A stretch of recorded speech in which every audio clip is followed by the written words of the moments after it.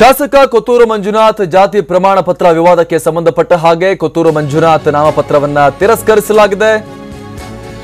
ಕೊತ್ತೂರು ಮಂಜುನಾಥ್ ಮುಳಬಾಗಿಲು ಕಾಂಗ್ರೆಸ್ ಅಭ್ಯರ್ಥಿ. ಮುಳಬಾಗಿಲು ತಾಲೂಕು ಕಚೇರಿಯಲ್ಲಿ ನಾಮಪತ್ರ ಪರಿಶೀಲನೆ ಮಾಡಿದ ಬಳಿಕ ಕೋಲಾರ ಮೀಸಲು ಕ್ಷೇತ್ರದ ಶಾಸಕ ಕೊತ್ತೂರು ಮಂಜುನಾಥ್ ಅವರು ನಿನ್ನೆ ಜಾತಿ ಪ್ರಮಾಣ ಪತ್ರ ಹೈಕೋರ್ಟ್ನಲ್ಲಿ ಅಸಿಂಧು ಆಗಿತ್ತು. ಈ ಹಿನ್ನೆಲೆಯಲ್ಲಿ ಹೈಕೋರ್ಟ್ ಆದೇಶದ ಪ್ರತಿಯನ್ನ ಸಲ್ಲಿಸಿದ್ರು ಅಧಿಕಾರಿಗಳು. ಮಂಜುನಾಥ್ ನಾಮಪತ್ರವನ್ನ ರಿಜೆಕ್ಟ್ ಮಾಡಿದ್ದಾರೆ. ಈ ಮೂಲಕ ಕೊತ್ತೂರು ಮಂಜುನಾಥ್ಗೆ ತೀವ್ರ ನಿರಾಶೆಯಾಗಿದೆ. ಕೊತ್ತೂರು ಮಂಜುನಾಥ್ ಆಲ್ರೆಡಿ ದಿಲ್ಲಿಯಲ್ಲಿದ್ದಾರೆ. ಅವರು ಅಲ್ಲಿ ಸುಪ್ರೀಂ ಕೋರ್ಟ್ನಲ್ಲಿ ಕಾನೂನು ಹೋರಾಟವನ್ನು ಮಾಡೋಕೆ ದಿಲ್ಲಿಗೆ ಹೋಗಿದ್ದಾರೆ ಅಂತ ಹೇಳಲಾಗ್ತಾ ಇತ್ತು.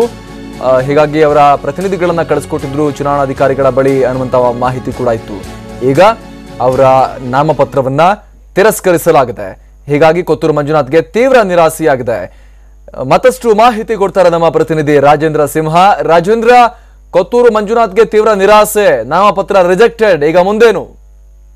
ಒಂದ್ ರೀತಿ ತುಂಬಾ ನಿರಾಸೆ, ಜೊತೆಗೆ ಕಾಂಗ್ರೆಸ್ಗೆ ಒಂದ್ ರೀತಿ ಆಘಾತ ಅಂತಾನೆ ಹೇಳ್ಬೇಕಾಗತ್ತೆ. ಯಾಕಂದ್ರೆ ಕೊತ್ತೂರು ಮಂಜುನಾಥ್ ಅವರಿಗೆ ಬಿಫಾರ್ಮ್ ಕೊಟ್ಟು ಕಾಂಗ್ರೆಸ್ ಇಂದ ಅಭ್ಯರ್ಥಿಯಾಗಿ ಮಾಡಿದ್ರು. ಆದ್ರೆ ಜಾತಿ ಪ್ರಮಾಣ ಪತ್ರದಲ್ಲಿ ಹೈಕೋರ್ಟ್ ಆದೇಶ ನಿನ್ನೆ ಬಂದ ಹಿನ್ನೆಲೆಯಲ್ಲಿ ನಿನ್ನೆಯಿಂದ ಇವತ್ತಿನವರೆಗೂ ಕೂಡ ಹೈಕೋರ್ಟ್ ಆದೇಶದ ಪ್ರತಿ ಸಿಕ್ಕಿಲ್ಲ ಅಂತ ಹೇಳಿ ಅವರ ನಾಮಪತ್ರ ಪರಿಶೀಲನೆಯನ್ನ ಇವತ್ತಿನವರೆಗೂ ಮುಂದೂಡಲಾಗಿತ್ತು. ಆದ್ರೆ ಇವತ್ತು ಹೈಕೋರ್ಟ್ ಪ್ರತಿ ಅವರ ಚುನಾವಣಾಧಿಕಾರಿಗಳ ಕೈಗೆ ಸಿಕ್ಕ ಹಿನ್ನೆಲೆಯಲ್ಲಿ ಆ ಒಂದು ಆದೇಶದ ಹಿನ್ನೆಲೆಯಲ್ಲಿ ಇವತ್ತು ಕೊತ್ತೂರು ಮಂಜುನಾಥ್ ಅವರ ನಾಮಪತ್ರವನ್ನ ತಿರಸ್ಕಾರ ಮಾಡಿ ಆದೇಶ ಹೊರಡಿಸಿದ್ದಾರೆ. ಆದ್ರೆ ಮುಂದೆ ಕೊತ್ತೂರು ಮಂಜುನಾಥ್ ಅವರು ಈ ಒಂದು ಹೈಕೋರ್ಟ್ ಆದೇಶವನ್ನ ಪ್ರಶ್ನಿಸಿ ಸುಪ್ರೀಂ ಕೋರ್ಟ್ ನಲ್ಲಿ ಅರ್ಜಿ ಸಲ್ಲಿಸಿದ್ದಾರೆ.